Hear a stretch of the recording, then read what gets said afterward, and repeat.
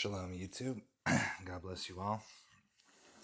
We are going to be looking into the book of the law, which is a name for the book of Deuteronomy, which in Hebrew is called Devarim, which Devarim means, should have it written down in my Bible somewhere.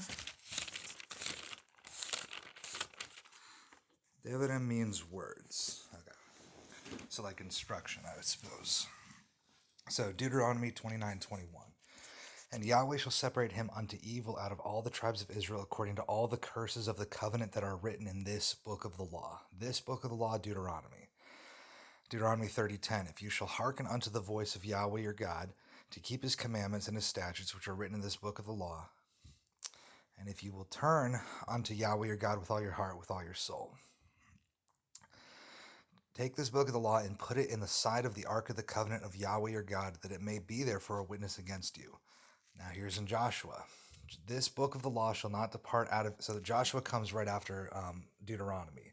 Moses basically makes him the next in the lineage, and he dies, and Joshua becomes the next Moses.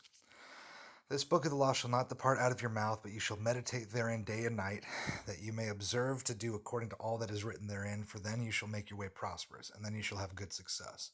As Moses, the servant of Yahweh, commanded the children of Israel, as it is written in the book of the law of Moses, an altar of whole stones, over which no man has lifted up any iron, and they offer thereon burnt offerings unto Yahweh, and sacrificed peace offerings.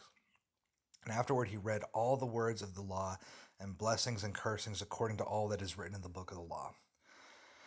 Be you therefore very courageous to keep and to do all that is written in the book of the law of Moses, that you turn not aside therefrom to right or to the left.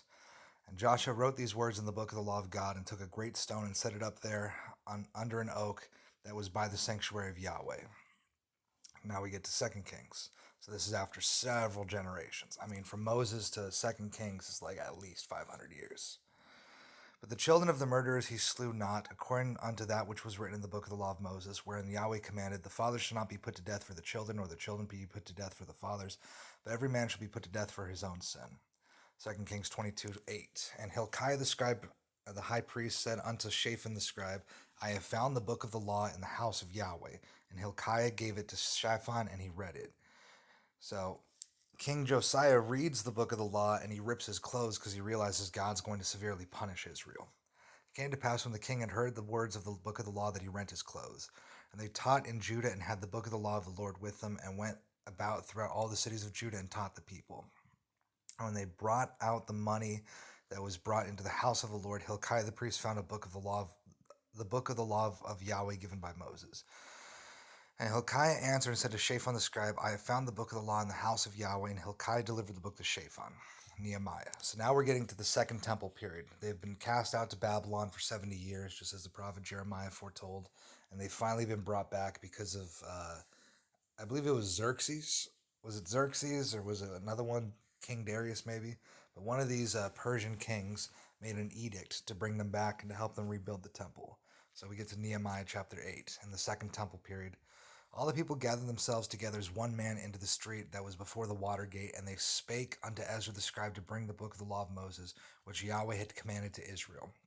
And he read therein before the street that was under the water gate from the morning until midday, before the men and the women and those that could understand, and the ears of all the people were attentive unto the book of the law. Also day by day, from the first day unto the last day, he read in the book of the law of God, and they kept the feast 7 days, and on the 8th day was a solemn assembly according unto the manner. So maybe this was Passover, or maybe this was the Feast of Tabernacles, I'm not sure. But there are 3 holidays that are supposed to be 1 week long that you're supposed to go to Jerusalem to celebrate. And they stood up in their place and read in the book of the law of Yahweh their God, 1/4 part of the day, and another 4th part they confessed and worshipped Yahweh their God. Galatians 3:10. For as many as are... Now, I don't like this. I don't like Galatians. I don't like the writings of Paul, because he definitely twists a lot of stuff in the law of Moses. For as many as are of the works of the law are under the curse. For it is written, Cursed is everyone that continues not in all things which are written in the book of the law to do them. Yeah, well, we're cursed if we reject them, and we're blessed if we keep them. We don't have the choice of not following the law of Moses just because we don't feel like it, just because we believe in Jesus now.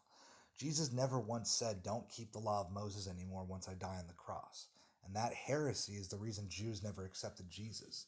Yeah, many Jews did accept Jesus in the beginning, but once the Christians got completely confused about what his doctrine was, all of a sudden the Christians, Judaism doesn't want anything to do with Jesus anymore because it's like, well, these guys can't be the same as us because they don't believe in the law of Moses. Look at them teaching the Gentiles they can eat pork. God never told us to eat pork, so this is clearly a heretical doctrine, and that's why the Jews don't accept Christianity. Whereas Christianity is Judaism. It's just been corrupted because of some of the Catholic teachings and some of the things that Paul wrote. So keep the law of Moses. The book of the law is important. Study the book of Deuteronomy, and everything will go well.